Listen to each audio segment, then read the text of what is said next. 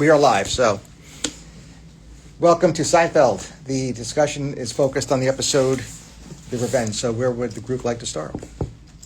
I really loved the, I think it was Kramer and his friend who was threatened to jump off the roof, and then he fake jumped off the roof. I thought that was really funny and got caught by the person across the street. Right, okay. So that's the focus of clinical attention begins with Newman. Right, so let's say Newman, after the episode, ends up in your office, right? And after your psychiatry clerkship, you have a newfound interest in psychiatry. Years later, you're a psych resident. You're on call, and Newman presents to you with a chief complaint, history of present illness, consistent with the plot of The Revenge. What are some things you want to know? And ultimately, I, of course, want to know your treatment plan, what you think's going on, and what you need to do moving forward.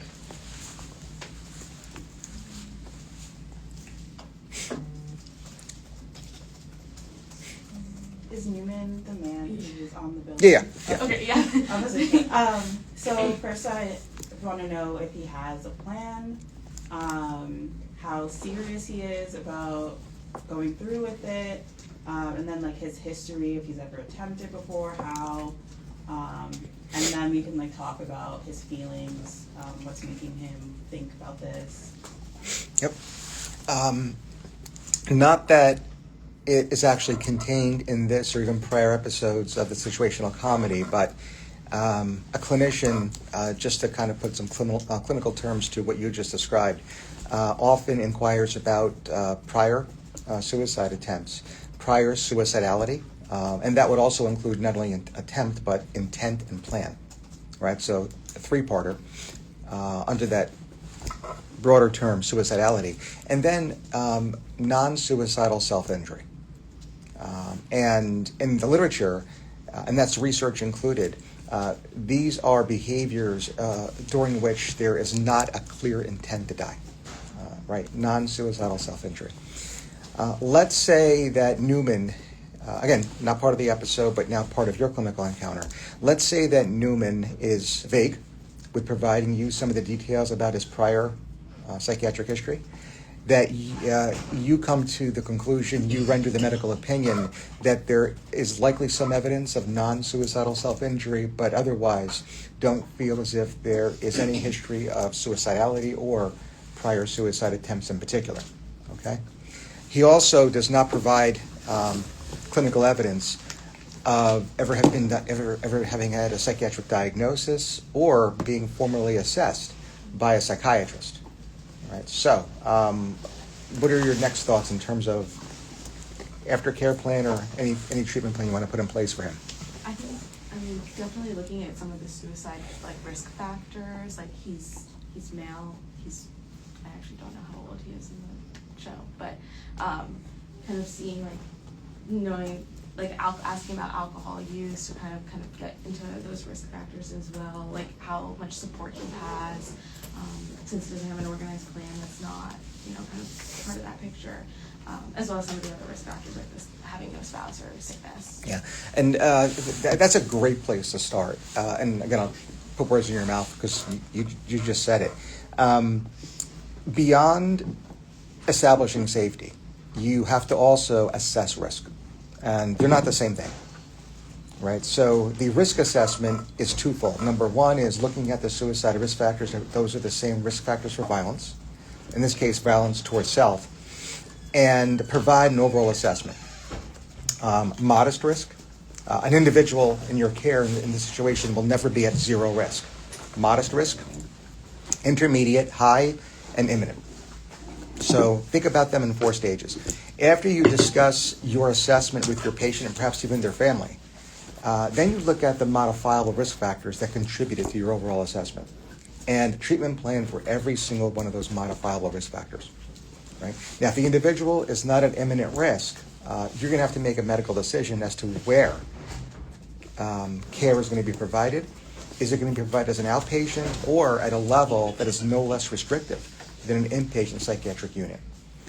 And that assessment begins at the highest risk and then even down. Right? Imminent risk, straightforward. There's nothing you can do there but provide them a safe environment, inpatient. And whether or not at high risk, that same dispo planning holds true. It's everything to do with your care in addressing those modifiable risk factors and where you feel as though that is the safest. All right. Other observations, Newman. Let's say now this patient, it's disclosed somehow. Either he tells you as a self-report or others. This is not only is it not imminence, but you have reasons to suspect that a non-suicidal self-injury is a result of his consciously making an effort to deceive you. This was all made up.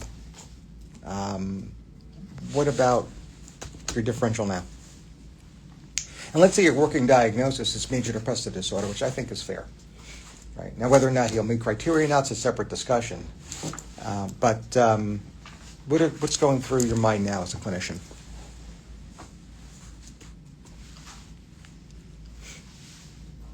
In clinical practice, why might individuals make a conscious effort to deceive you? I guess I think I have very some limited psych knowledge, but I'm thinking in terms of like Munchausen's, like making yourself sick so that you can receive medical attention. I know there's also malingering for financial. That's it. Those are the two. Oh, okay. Yeah. Cool. Look at that. I'm trying to see what you. Oh, these are all the Seinfeld characters because I haven't seen That's the show. your Psyfeld cheat sheet? Yeah. They would be proud. That's exactly what the differential would be. If an individual presents to you with a chief complaint, a symptom or a set of symptoms, and you, upon your investigation, your clinical workup, you find that they have made a conscious effort to deceive you, your differential diagnosis is twofold. Either they have a condition called factitious disorder, formerly known as Munchausen's, or malingering. What differentiates the two is their motive, often referred to as gain. Okay, for the individual, and I'm not really sure where Newman is here, but we could discuss. If there is evidence that there is external reward or gain, we're going to call it malingering. On the other hand, in the absence of that evidence, we always say it's factitious. Right? And of course, we've got to be flexible because if new information were to be made available a week later, a month later, we have to change that diagnosis. So always start out by giving your patient the benefit of the doubt. If you uncover that they're making a conscious effort to deceive you, it's factitious. And then, and only when the external gain, the external reward is discovered, can you then switch your diagnosis and consider malingering as the single best answer. All right, questions? Factitious imposed on another is the new diagnosis formerly known as Munchausen's by proxy or factitious by proxy. So there's been some evolution to the terminology. Factitious imposed by another, formerly Munchausen's by proxy, which is not going on here. Any other observations, final observations for the character Newman, the revenge?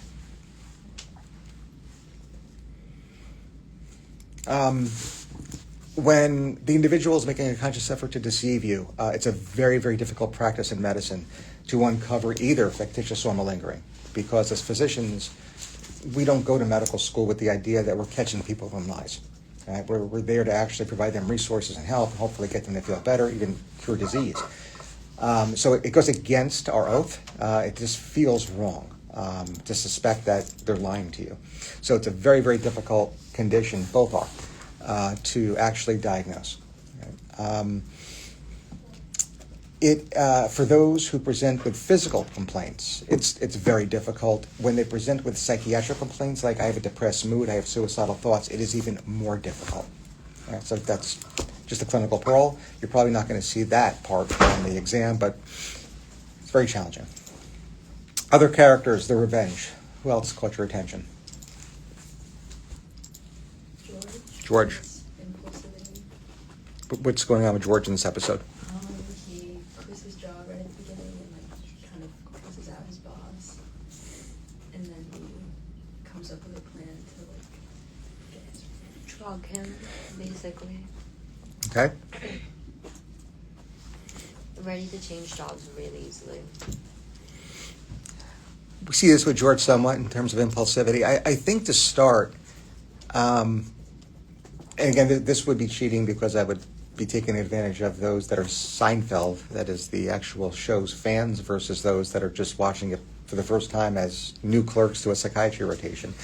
But if we felt that George's impulsivity was persistent and stable, that is, from episode 1, season 1, up until the revenge episode that we've watched and are discussing, is this something that has been consistent? Because if the answer is yes, we're dealing with either a chronic mental disorder, and we are dealing with a chronic mental disorder, and within that differential, we'd have to consider a personality disorder.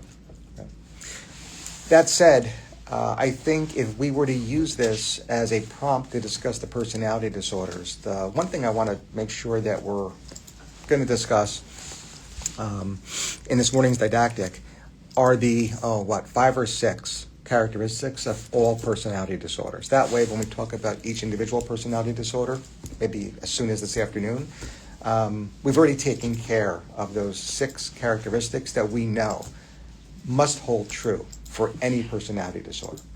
So what are those 6 characteristics that we can get out of the way this morning, and then for the rest of your rotation, understand that they apply for every single personality disorder we'll discuss, whether live patient encounters or through fictionalized patient accounts in film. Symptoms are present like throughout all environments that the person encounters. Right. So it must cross social settings in a cross-section of time. Right. So if, not that I'm pointing fingers, but if certain clerks were mean and angry, but once they left the hospital today, they were, quote unquote, a completely different person. That's not a personality. Right. So it must cross social settings. Right. So that's number 1. Number 2, I already said, it's got to be stable over time, right? Pervasive pattern over time. So that's number 2. I think we have 4 more. Is it only in adults? No. There's only a single personality disorder that is an adult-only disorder. Okay. Which one is that?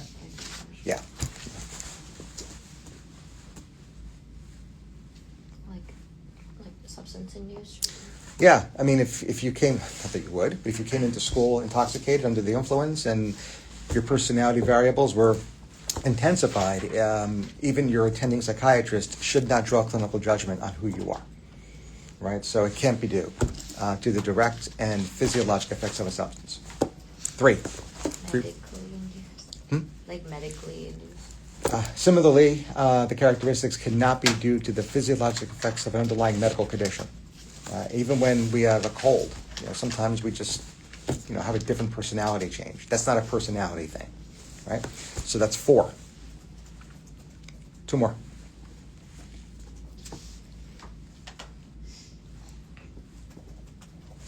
Oh, we're raising hands now.